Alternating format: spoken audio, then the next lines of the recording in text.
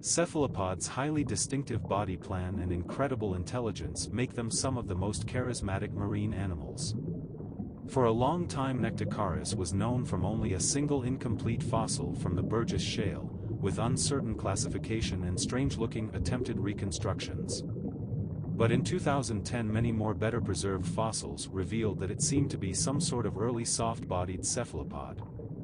Nectocaratids might be a weird early convergently squid-like side branch of cephalopod evolution that internalized their shells. Or, shells might have actually been non-mineralized from the start in ancestral cephalopods, potentially explaining the lack of earlier Cambrian fossils.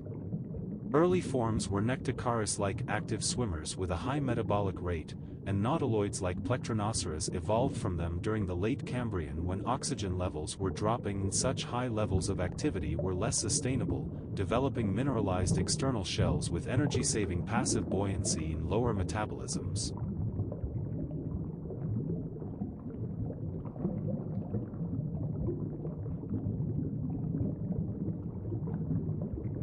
Although the only nautiloids living today have characteristic tightly coiled shells, earlier in their evolutionary history these cephalopods were much more diverse. Glossoceras was only around 5 centimeters long as an adult. It started out its life looking like a fairly standard early nautiloid, with a long straight shell that curved slightly upwards, but as it approached maturity things got weird. The front part of the shell grew out into a much more bulbous flask-like shape, and the old juvenile section broke off entirely. The gas-filled buoyancy chambers of its adult shell were positioned directly above its body chamber rather than behind like in other nautiloids, giving it very good stability in the water. The shell walls were also very thin and lightweight, which would have made it a much more maneuverable swimmer.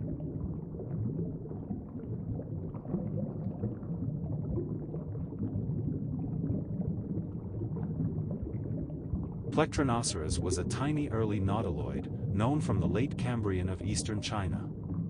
Its shell was about 2 centimeters long and it had the characteristic features of cephalopod phragmicones, chambers, septa, and a siphuncle. This suggests it had internal air spaces reducing the density of its shell and acting as a buoyancy control mechanism, but its shell shape also indicates it wasn't adapted for jet-powered swimming like later cephalopods.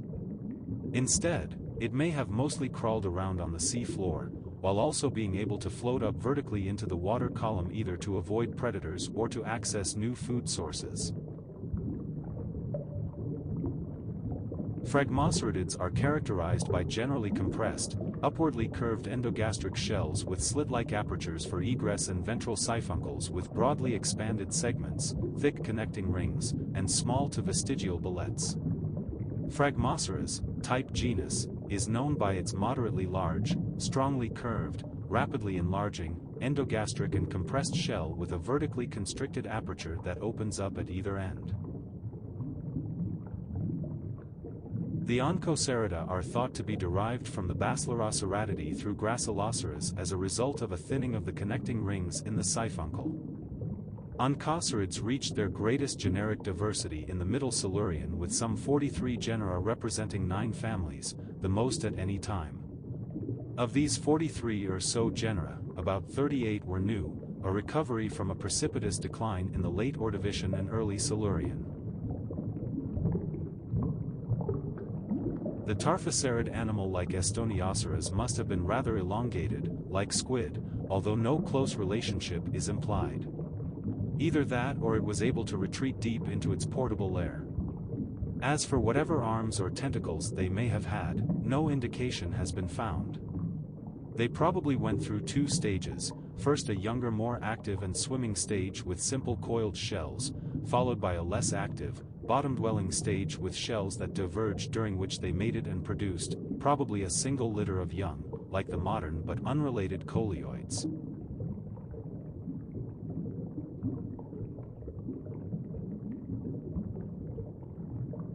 Endoceras lived during the Middle and Upper Ordovician 485 to 419 million years ago. The cross-section in the mature portion is slightly wider than high, but is narrower laterally in the young. Sutures are straight and transverse. Endoceras has a large siphuncle, located close to the ventral margin, composed of concave segments, especially in the young, but which may be tubular in the adult stage. Endocones are simple, subcircular in cross-section, and penetrated by a narrow tube which may contain diaphragms reminiscent of the Elasmorocerid ancestor. The mode of life of Endocerids is debated. They may have been the apex predators of the Ordovician, probably living close to the sea floor, and preying on bottom-dwelling organisms.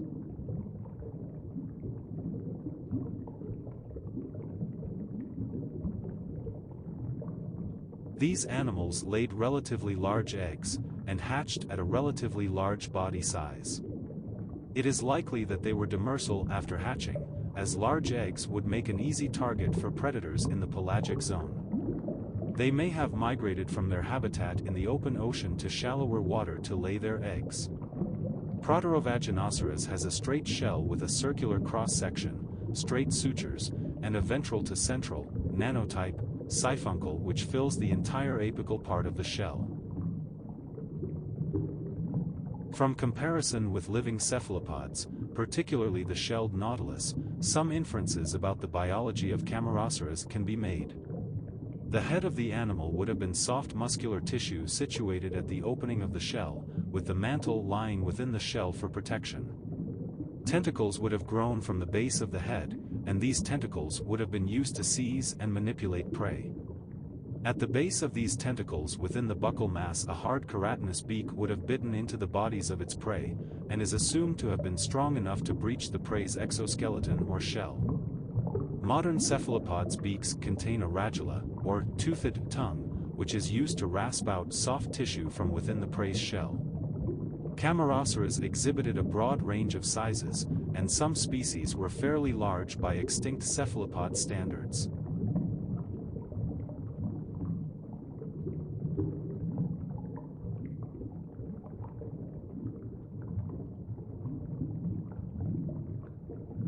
Erbenoceras is characterized by large straight shells with a large subcentral siphuncle composed of subglobular segments, as for the family. The endosiphuncular canal system is well developed and most chambers are filled with organic deposits. Some shells have transverse striae, others are smooth. As with earlier actinocerids, Erbenoceras has a canal system within the siphuncle that includes a narrow opening, the perispatium, between the internal deposits and inner wall of the connecting ring. It differs from the earlier actinocerids in having a bullet-like apex with a cicatrix and a long first chamber, characteristic of Cerithocerids, rather than a blunt apex and short first chamber characteristic of true actinocerids.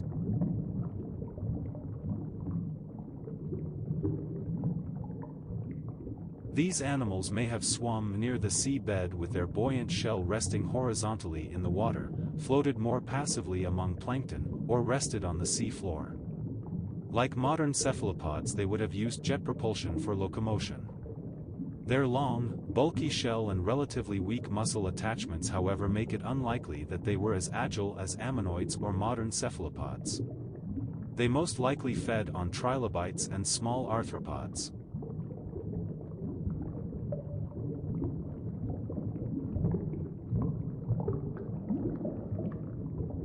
Nautiloids are represented today by just 2 living genera, but they have a lengthy evolutionary history going back almost 500 million years. Cymatoceras had shells with a ribbed texture. These nautiluses made it through the end Cretaceous mass extinction and had a brief period of renewed success, filling the ecological roles left vacant by the extinct Ammonites. But by the end of the Oligocene, both the Cymatoceratids and Hercoglossids vanished, possibly unable to deal with cooling oceans and the evolution of new predators. Past that point, all that was left of the once massive nautiloid lineage were their cousins the nautilids, who gave rise to today's few living representatives. The chambered nautilus is the best-known species of nautilus. The shell, when cut away, reveals a lining of lustrous nacre and displays a nearly perfect equiangular spiral, although it is not a golden spiral. The shell exhibits countershading, being light on the bottom and dark on top. This is to help avoid predators, because when seen from above, it blends in with the darkness of the sea, and when seen from below, it blends in with the light coming from above. The eyes are more primitive than those of most other cephalopods. It has no lens and thus is comparable to a pinhole camera. Although once thought to be a living fossil, the chambered nautilus is now considered taxonomically very different from ancient ammonites, and the recent fossil record surrounding the species shows more genetic diversity among nautiluses now than has been found since the extinction of the dinosaurs. All nautilus species are threatened due to overfishing for their shell, which primarily is used for jewelry and other ornamental artifacts.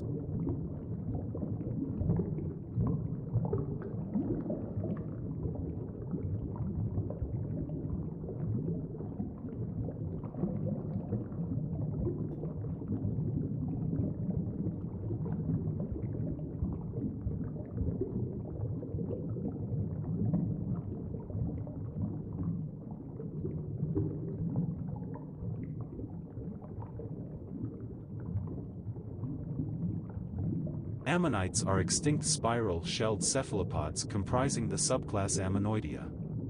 They are more closely related to living coleoids, octopuses and squid, than they are to shelled nautiloids.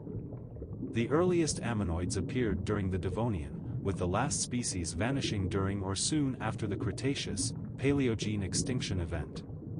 They are often called ammonites, which is most frequently used for members of the order Ammonitidae, the only living group of ammonoids from the Jurassic up until their extinction.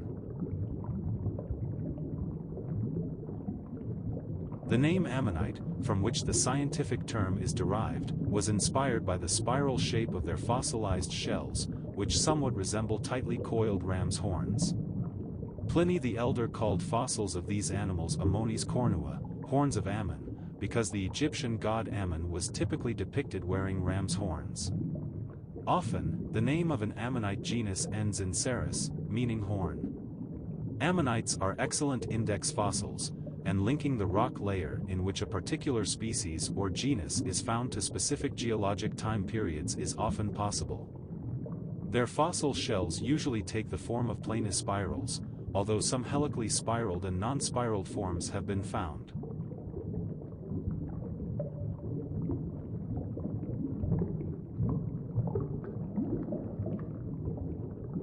Ammonoid septa characteristically have bulges and indentations and are to varying degrees convex when seen from the front, distinguishing them from nautiloid septa, which are typically simple concave, dish-shaped structures. The topology of the septa, especially around the rim, results in the various suture patterns found. While nearly all nautiloids show gently curving sutures, the ammonoid suture line is variably folded, forming saddles and lobes. The suture line has four main regions. Goniatides are primitive ammonoids with a ventral retrochoanitic siphuncle reflective of their nautiloid ancestors and goniatidic sutures with a variable number of lobes. Shells vary from discoidal to globular. Coiling may be loose with whorls barely touching or tight with a dorsal impression. Fossils are restricted to strata of the Devonian.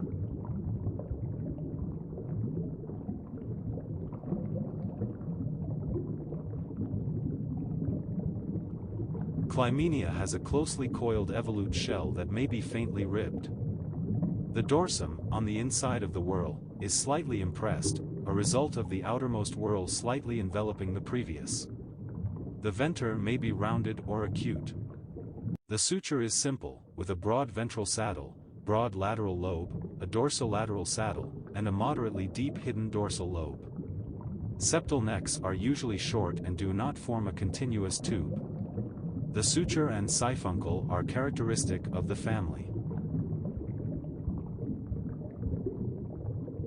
Clymeniids produced a variety of shells ranging from smooth to ribbed and spinose, from evolute with all whorls exposed to strongly involute with the last whorl covering the previous.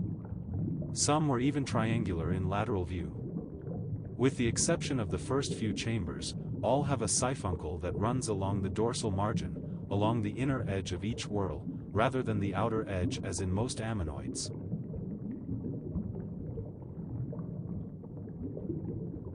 Developmentally, the siphuncle in Clymeniids starts off ventrally, like that in other ammonoids, but after the first few septa it migrates to a dorsal position indefinitely. Septal necks are retrosiphonate, characteristic of their nautiloid ancestors, and are commonly very long, forming an almost continuous siphuncular tube. The septa, unusually simplified in shape, are convex toward the front as is characteristic of ammonoids. Although ammonites do occur in exceptional lagerstätten such as the Solnhofen limestone, their soft part record is surprisingly sparse.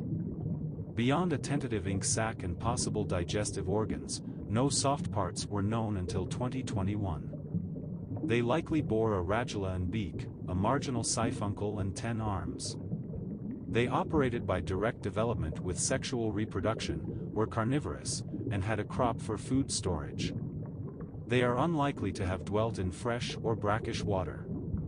Many ammonites were likely filter feeders, so adaptations associated with this lifestyle like sieves probably occurred.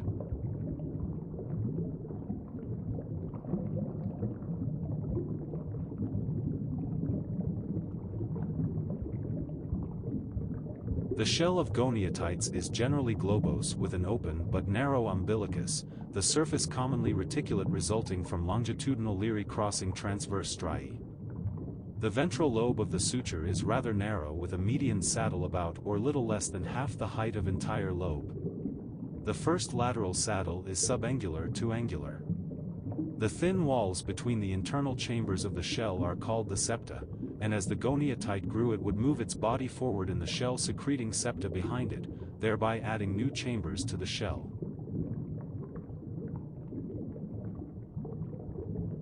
Due to lack of strong evidence for any particular life mode, it remains unclear what resources Goniatites were capitalizing on in these offshore environments. Only a few Goniatites' full trophic apparatuses have ever been described, and reports of stomach contents in these creatures' fossils remain questionable at best. However, Goniatites clearly lacked the calcified jaw apparatuses developed in later ammonites. This has been cited as evidence against their having a durophagous diet.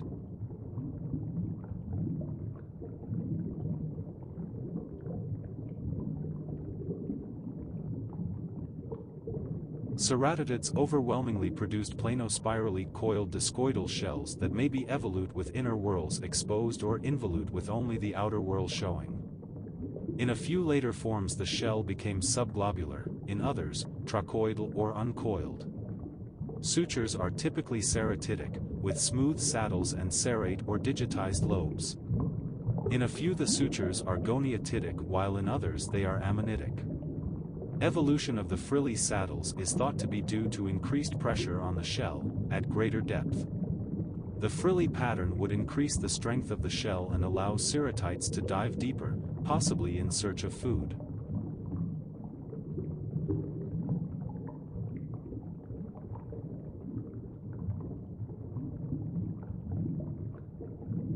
Ammonitida are the true ammonites. They lived from the Jurassic through Paleocene time periods, commonly with intricate ammonitic sutures. The Philoceratina is the ancestral stock, derived from the Ceratidida near the end of the Triassic.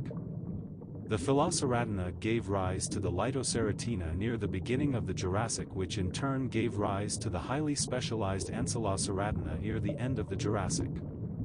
Both the Philoceratina and Litoceratina gave rise to various stocks combined in the Ammonitina. These cephalopods were fast-moving nectonic carnivores. Macroscaphites is known to have reached a length of about 20 to 30 centimeters. The shell is in two basic parts, an early planospirally coiled evolute section followed by a more or less straight section that turns back on itself in a hook. On the basis of studies conducted on the shape of the shell, which take into account the specific weight of the live animal and respective position of the centers of gravity and buoyancy, paleontologists have concluded that this animal lived with the aperture directed toward the surface of the water, the coiled portion upward and the U-shaped hook directed towards the ocean floor.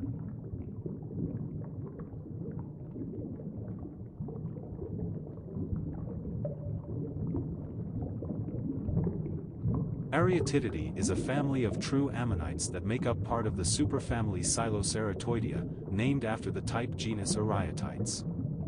They comprise medium-sized to large or gigantic genera which in general are strongly ribbed, tuberculate in some, with keeled or grooved and keeled venters, and well-differentiated ammonitic sutures. The apticus is single-valved with a shiny, concentrically striated surface. Asteroceras is an extinct genus of cephalopod belonging to the Ammonite subclass. These fast-moving nectonic carnivores lived during the Triassic and Jurassic periods.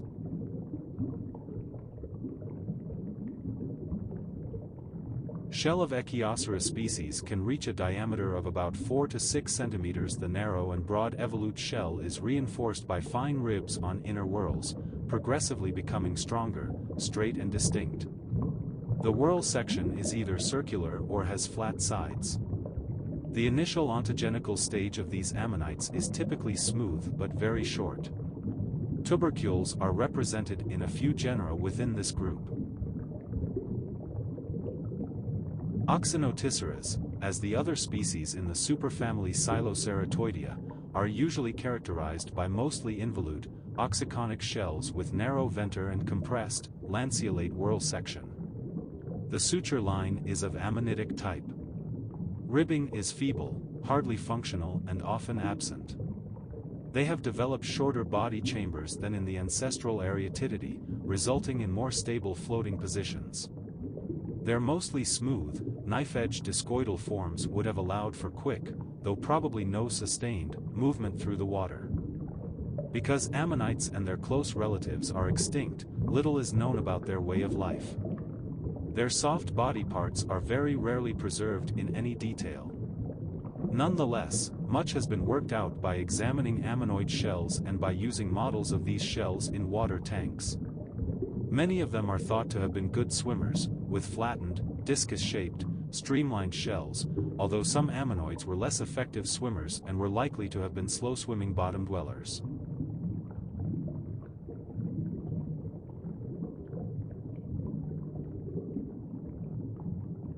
Synchrotron analysis of an apticophoran ammonite revealed remains of isopod and mollusk larvae in its buccal cavity, indicating at least this kind of ammonite fed on plankton. They may have avoided predation by squirting ink. Much like modern cephalopods, ink is occasionally preserved in fossil specimens. The soft body of the creature occupied the largest segments of the shell at the end of the coil. The smaller earlier segments were walled off and the animal could maintain its buoyancy by filling them with gas. Thus, the smaller sections of the coil would have floated above the larger sections. Many ammonite shells have been found with round holes once interpreted as a result of limpets attaching themselves to the shells. However, the triangular formation of the holes, their size and shape, and their presence on both sides of the shells, corresponding to the upper and lower jaws, is more likely evidence of the bite of a medium-sized mosasaur preying upon ammonites.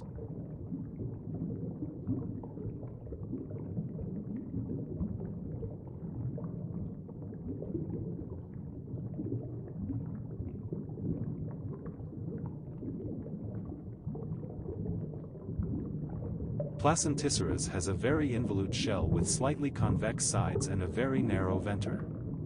Side is smooth or with faint sinuous ribs. Early whorls have umbilical tubercles that in later whorls appear higher on the sides.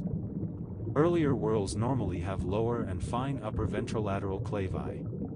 Ornament weakens in the adult and the last whorl may be smooth. The suture is with numerous adventitious and auxiliary elements, with saddles and lobes that are much frilled.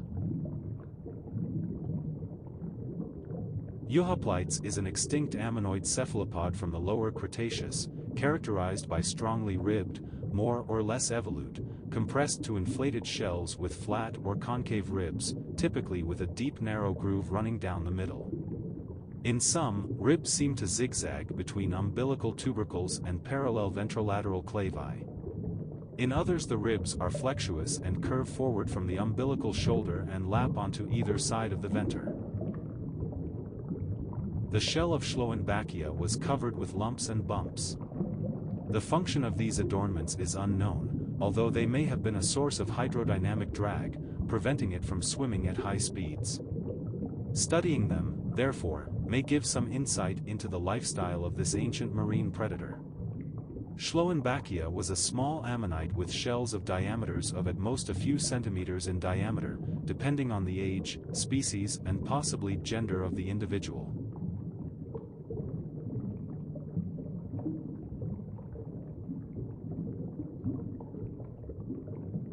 Members of the Acanthoceratoidea are typically strongly ribbed and have a tendency to develop prominent tubercles, although other types including those with oxyconic shells are included. The siphuncle in most ammonoids is a narrow tubular structure that runs along the shell's outer rim, known as the venter, connecting the chambers of the phragmocone to the body or living chamber. A thin living tube called a siphuncle passed through the septa, extending from the ammonite's body into the empty shell chambers. Through a hyperosmotic active transport process, the ammonite emptied water out of these shell chambers. This enabled it to control the buoyancy of the shell and thereby rise or descend in the water column. Moderately involute to very evolute branchoceratids with more or less rounded, square, or compressed whorls, low or high keels and ribs that branch, at last on the early whorls but may be single on the body chamber or even earlier. Ribs are low and round, or flat, to high and round, but never high and sharp. Tubercles, typically present, may number as many as 5 per rib. The suture is generally with squarish, symmetrical, deeply and sharply indented saddles. Mortoniceratini genera are the youngest in age, living from the late Middle Albian to the early Cenomanian in the late Cretaceous.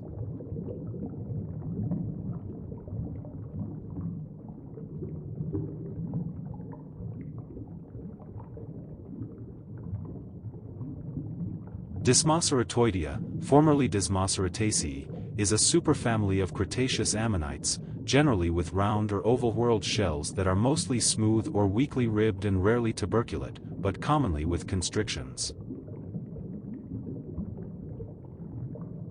The shell of Pachydiskis is compressed and high-whorled, with an oval or flat-sided section. Ribs tend to be differentiated into short umbilical and separate ventrolateral sets, with a smooth area between. Some Hungarian specimens of this genus reached 40 centimeters in diameter. The International Commission on Stratigraphy has assigned the first appearance datum of Pachydiskis nubergicus as the defining biological marker for the start of the Maastrichtian stage of the Cretaceous. Two gigantic individuals of the Puzocene ammonite genus Pachydemoceras are described and illustrated as the first examples of this genus to be recorded from Poland. Specific identification is problematic because of internal mold preservation and deformation to various extent. In addition, comparative material from other European localities is lacking. Representatives of Pachydemoceras are typical of the Tethyan realm. Records from the European and Northwest Pacific provinces in the Boreal realm are few. Parapuzosia is the largest known species of ammonite. The original fossil is shown in the foyer of the Westphalian Museum of Natural History, in Germany. It was once estimated that, if complete, this specimen would have had a diameter of approximately 2.5 meters or even 3.5 meters. However, a study in 2021 estimated the diameter of the largest specimens to be around 2 meters. The total live mass has been estimated at 1,500 kilograms, of which the shell would constitute 700 kilograms.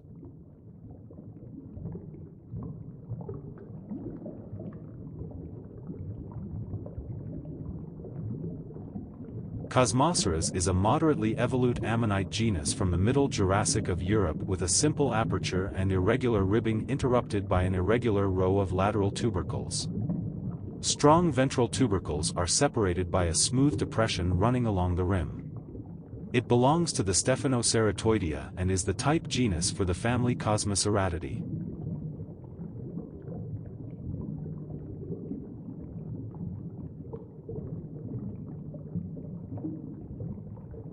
Scaphites generally have a chambered, boat-shaped shell.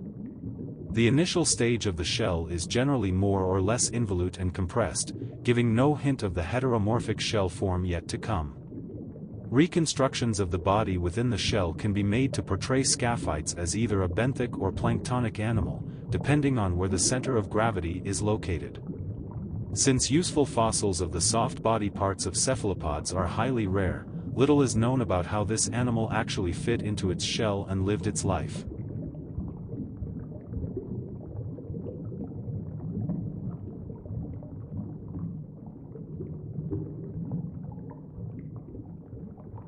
Heteroceras is characterized by a helically coiled juvenile shell at the apex followed by slightly curved adult shaft, with a J-shaped section at the end of it. The shell is ribbed. Ribs are concave and oblique on the helix, straight and transverse on the later stages. The biology of the heteromorph ammonites is not clear, but one certainty is that their uncoiled shells would have made these forms very poor swimmers. Open shells, particularly ones with spines and ribs, create a lot of drag. But more importantly, the orientation of the shell, with the body hanging below the buoyant part of the shell, would have created a serious impediment to efficient swimming. It's more likely these ammonites either drifted in the plankton, collecting small animals on long tentacles like modern jellyfish, or else they crawled along the sea floor feeding on sessile or slow-moving animals such as clams.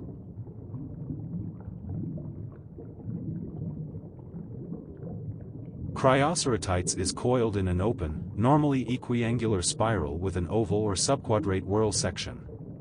The surface is banded by fine, dense, rounded ribbing sectioned by periodically spaced thick and often spinose ribs.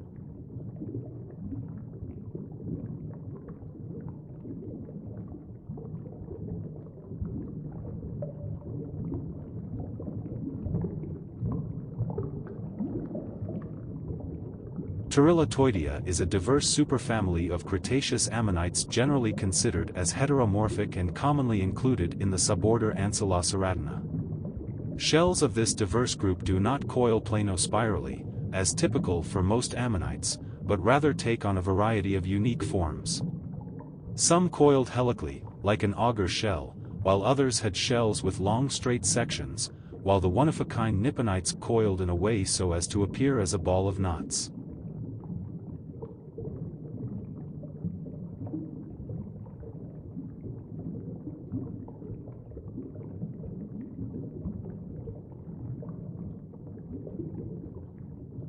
Mariella resembles Turrilites in general form. The shell is asymmetric, closely wound in a long expanding trochoidal spire. Ribs are slightly oblique and are rather feeble, each with 4 more or less equally spaced tubercles. Turrilites differs primarily in being more strongly ribbed and in having a more oval aperture. Gaudryceras is a genus of heteromorph ammonite from the family Nostoceratidae. Fossils have been found in late Cretaceous sediments in Europe and North America. Its shell begins as a tightly wound helical spire, like that of Nostoceras, from which hangs a U or J-shaped body chamber, at least in the adult.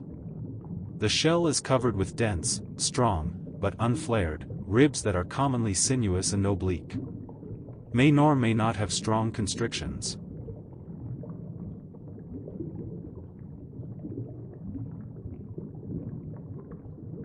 Erbenoceras is an extinct genus of ammonite cephalopod from the late Cretaceous epoch.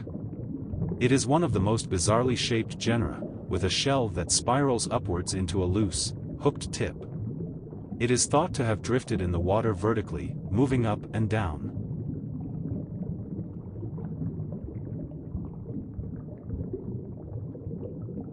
Nostoceras is typified by a tightly coiled helical spire on a large U-shaped body chamber with the aperture, in mature individuals, nearly touching and lying underneath the spire. The initial helical whorls are covered with fine ribs and may have small spines.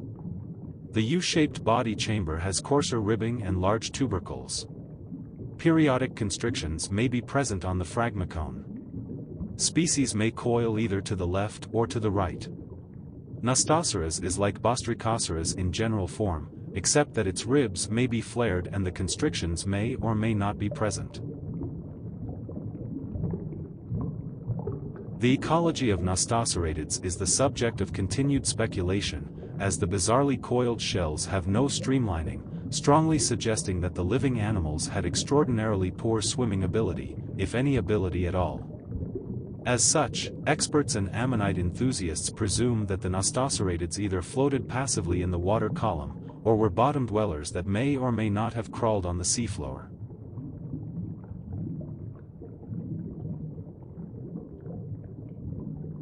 The shell of Erbenoceras is a loosely to tightly wound spiral forming a corkscrew with an open, empty umbilicus in the middle.